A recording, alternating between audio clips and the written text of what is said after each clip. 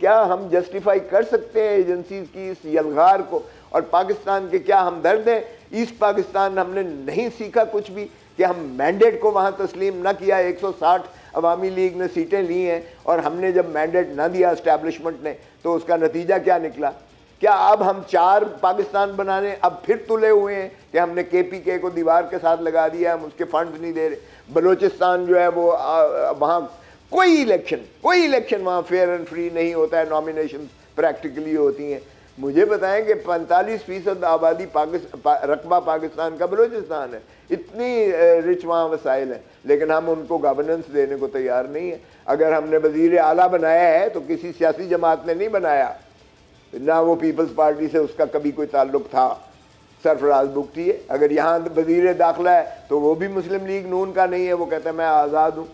اگر وزیر خزانہ ہم نے بنایا ہے تو وہ بھی پاکستان پی ڈی ایم کا یا مسلم لیگ نواز کا نہیں ہے. تو ہم کیا اس طرح سے مذاق کر رہے ہیں، اس ملک کے ساتھ کھلواڑ کر رہے ہیں ہم؟